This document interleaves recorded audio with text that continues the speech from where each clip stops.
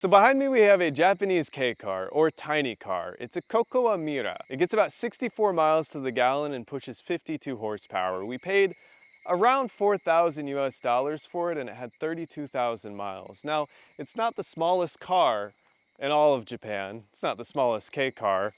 If you come in here, you can see that it is still a tiny car.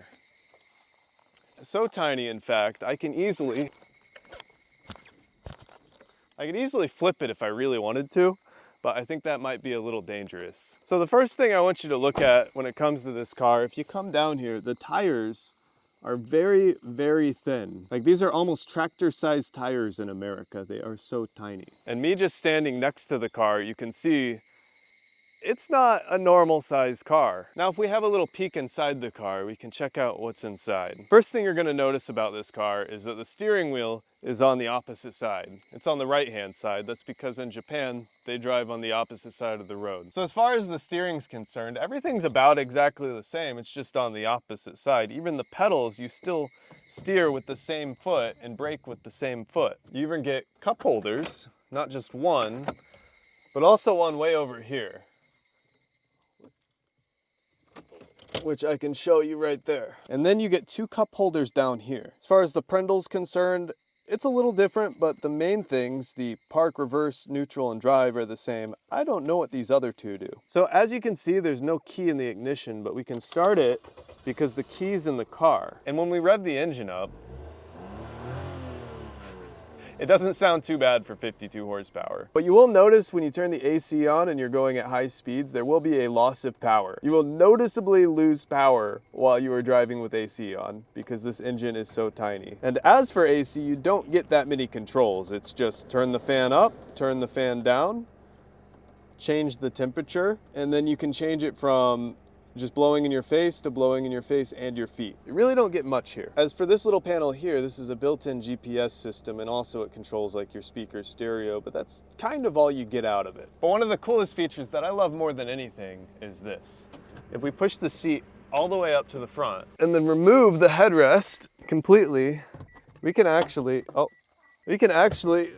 move the seat all the way back. Let's do this one too. Push this forward, and you can move the seat all the way back. And if you do that with both seats, you've effectively just made a little bed in here.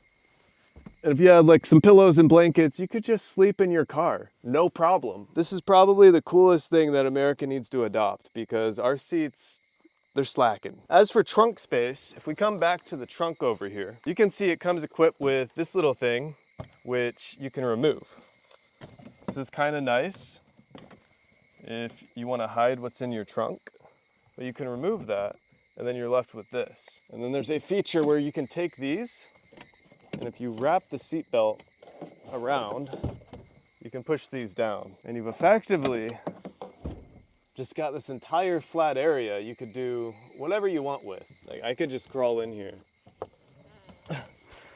Hi, how you doing? Welcome to MTV Car Cribs. But I think the use of space in these tiny cars are actually amazing because you're able to do things like this. It kind of makes it seem like you have way more space than you actually do. In fact, when you're inside of these cars, it feels a lot more spacious than you would think. I'm gonna go ahead and put these back up now.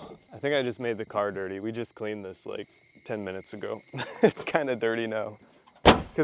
Woo, that was loud. Because for whatever reason, that is a big bug. Because for whatever reason, we decided to do this video on a mountain. If you want to get a little view of what it looks like from the back, you can go ahead and look inside real quick. And you can see exactly what it looks like from the back. And then if you come back here with me, you can see exactly how much space you actually get. It's quite a lot. Like, you could comfortably sleep in here, especially if you maybe weren't as tall as me. And if you come up here to the front, we can see a couple more features that this car offers. So right here we have a little glove compartment, and then we have a second little glove compartment. Also, the visor right here has a little mirror with a light. That light is a nice touch if it's like dark and you still want to see your face. And of course, we got to check out the engine. So if I can figure out where the engine opener is. And then of course under the engine, oh man, that is hot. Okay. If we look under the hood of the car, we have this very tiny engine, and we have this very tiny Very hot, very tiny stick to prop that up with. As you can see right here is the battery, which is about the normal size of a battery. Maybe it's a little smaller than like an American sized battery. Then we have our engine here that is a 3-cylinder engine, I believe. That's what ChatGPT told me. So we're gonna go with that. It's a 3-cylinder engine. There's your dipstick, oil, your brake fluid, your wiper fluid, and it's just really tiny in here. It's about this wide, which is not that big. But that's enough for the engine. It's really hot under there, probably because we just drove all the way up a mountain. But there's one last thing I want to show you about this car if you come over here. Now I opened this earlier, but inside here, there's this little device. And what this device is a credit card inside of a little holder. Now when you drive on the highway, sometimes you have to pay tolls. Actually, pretty much most of the time, right, Chica? Yeah, you have to pay a toll, and this will automatically pay the toll for you when you drive through, so you don't have to worry about actually handling any cash or anything. So yeah, that's pretty much all I have to show you with the K car, but we're gonna go ahead and take it for a quick test drive down the mountain just to see what happens. So now we're in the car and we're driving down the mountain. As you can see, this mountain path is very narrow, and it was very steep getting up here for some parts of it. Like right here, oh, it just went over a pretty big bump, and you can see that we're going down the mountain, which if we ran off the road, there would be no living that. That is crazy. So even with all that, you would say like this car rides pretty smooth, right? So smooth. And right now we're going down a crazy hill. Look at this. So we're turning, we just ran over something metal, and that's a cliff right there. We have to back up to get back on the road because that is a straight drop. Stop real quick, I want to pull this up. So you could easily just ride off the road if you were coming down here at night, because for some reason there's no guardrail right here. Actually kind of dangerous. Now, one thing to note, when we were driving up here, we lost a lot of power in the car. The car felt heavy, as she said, and we're running into trees on the side of the road. Do the trees hurt you? Like, can you feel the car's pain? Yes, it hurts. Okay, feels like Jurassic Park in here. Like that?